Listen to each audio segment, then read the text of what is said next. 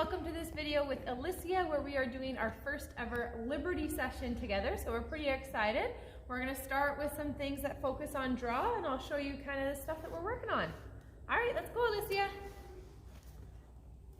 All right, so here we go with some Liberty work, and keep in mind that Elysia is doing a little bit of stall rest right now, so this extra little spunk and enthusiasm is a little bit because she hasn't been turned out recently because she's waiting to go for surgery, and she had her leg a little bit poofy from rough housing, I guess, with one of the other horses out in the field.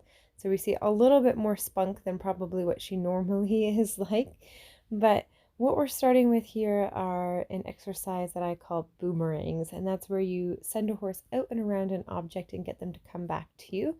It's one of my favorite things to start with horses for Liberty work because it helps to build up that draw of letting your horse kind of leave and then trying to build them up so they're excited to come find you. So you can see she's got quite a little bit of spunk there, and normally she's pretty lazy to work with, so I do think a little bit of that is going to go away once she's back out on full turnout and getting to spend a lot more time with her buddies. But for now, we're definitely enjoying that little bit of spunk. And hope it kind of makes it a little bit fun to do a little bit more training stuff with her. But I am excited for her to get going back outside as well. She does appear not to be lame, but I didn't want to risk putting her out so soon after her other injury. So just starting with a little bit of playtime like this and making sure that her leg's okay afterwards. And then she'll get to start going back outside. But anyways, we are doing some boomerangs and then also practicing some bringing energy up and bringing energy down, or basically transitions, as you would call it. So one of the things we want to make sure we practice with our horses is exploring what happens when we add more energy, because sometimes horses are just peachy and fine when we keep everything calm and relaxed, but then when we start to add some energy to the mix, things can go a little bit crazy. So it's always really good to test that out on purpose, so that way if it happens by accident, you haven't lost all of that connection with that horse. So here what I'm trying to do is get her to do sideways towards me, and she has done sideways towards me with a halter on, and then this is her first time doing it at Liberty. So she was a little bit confused at first, and I put my arms up in the air to kind of just try to hopefully make it a little bit more clear for the horse if I'm wanting sideways away from me or sideways towards me. When I do sideways away from me, I usually do it with my arms down low. And I actually teach sideways towards me without using a stick. I just use body language to get that to happen. I did share that in one of my videos in the Connection Club, so if you're curious, you can check it out there. And then here I'm just switching sides. So I always like to make sure that I work with my horse from both sides, and that way it gives me a little bit more maneuverability, a little bit more options of different things to do. Somebody asked the question in one of the comments about me, because sometimes I get on and off my horses from different sides as well, and just kind of asking what that's all about. And really I kind of see it like, you wouldn't only ride your horse and turn left. You practice turning both left and right. So it kind of makes sense to just make sure everything is balanced with the horse, that we do both sides for everything. And then it just helps them be a little bit smarter and understanding what we're wanting. So this part here in the video is actually a little bit interesting because I go to ask her sideways towards, and then she defaults to trying to go sideways the other way, the way that we were doing before. Almost like she's like, look, I have to come on this side and go sideways towards you this way. So I don't want to get mad at her.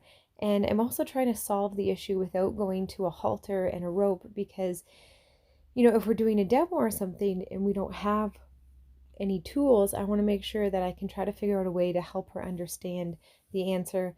And so she can understand that I don't need a halter to communicate with her. We can figure things out without. So you can see she's pretty sure that I should be staying on her left side. So that's another reason of just wanting to practice things on both sides, is I don't want my horses to become one-sided. I want them to be able to take direction from no matter where I am. So first I have to kind of get her comfortable with me on the opposite side again, and letting her understand that it's okay. I can give her a cue from the other side.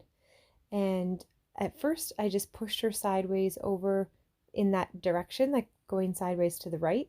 So that way she could understand that that's kind of what I'm aiming for. And so here you can see I'm getting her to go sideways to the right. She kind of turns a little bit there. I try not to make a super big deal about it. I'm not trying to get in a fight with her or get her overwhelmed.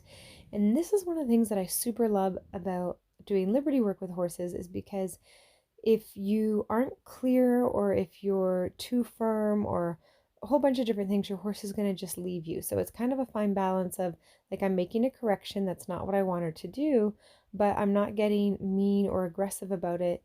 And if I was being too assertive or too mean, then there's literally nothing stopping her. She could just leave. I don't even have a whip to threaten her, if she leaves, that she's going to be in trouble. There's nothing like that going on.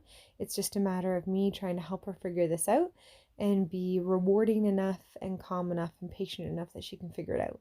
So now that I pushed her sideways over to the right, I'm trying to do the cue again, and I'm trying to block her front end a little bit, which she finds kind of confusing still, and she wants to turn.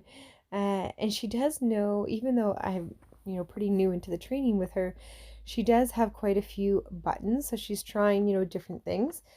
There she does 2 steps with her shoulders towards me, so I at least praise that and offer that reward. And then we're going to try it again. We're going to go get ourselves some more space and give it another go. And really, in the whole scheme of things, like, I'm showing you this whole video without editing it out, so you can see that the whole process is not actually taking that long. I'm trying to get her attention, bring her nose over to me. I'm hoping to get a step with her bum. Even just 1 step would be great. And then I'll reward it. There we go. Good job. Yes, good girl. So she brings over her hip for me there. So I'm going to offer her a cookie there and reward that. And so really we can see that that whole process only actually took a couple minutes. And there's a lot of people, I'm sure, out there that would be thinking, oh, you could just grab a halter. But I didn't need to grab a halter. I was able to get the horse to figure out what I wanted her to do. And then our relationship is going to be that much stronger for that, because we were able to work through a challenge together, and she realized that I didn't get mean to her. She could stay a learning student and figure it out. Here I'm just starting a little bit of spin work with her.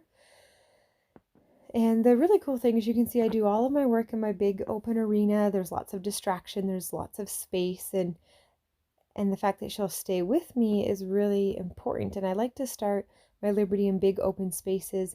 I don't do any type of chasing with my horses around. I actually kind of despise traditional round pen work where you run the horse up against the wall. I really don't like that kind of stuff with horses. My philosophy is, let's never teach the horse that they have to run away from us. And instead, let's just be the happy place where a horse wants to be, and they want to be a good student with us. Then they're much more likely to just stay with us in open spaces. I think that's one of the big reasons why I can get out and do liberty in open demos and big arenas and downtown cities and on the beach and stuff with relatively little training into them, because my horse is never taught to run to the boundary. It's never taught to run away from me or anything like that. It's all about, just stick with me, we can have a good time together type of thing. And you can see that she definitely has the freedom to leave, and I don't have any type of whip or rope or anything to constrain her. This is all just testing out, can I be a good enough leader that you want to stick around and you want to learn? And can I read her body language well enough to know when I have to reward, when I have to move on, how many times I can repeat something before it's time to go on. So we've done quite a few different little skills here. I had her up on the pedestal. I just a little bit of picking up her legs, and she says, would you like the pedestal again? So I just draw her energy back, and I think that's so important that we don't get mad at the horses when they offer things that they think are going to make us happy. Instead, we just try to redirect and get them to figure out what we're trying to do. So here I'm just working on her head down, which is the beginning to our lay down. There we go. So she's starting to get a little bit of that. So I'm pretty thrilled with how she's doing. I'd love to hear what you guys think of liberty with no tools. And thanks for watching.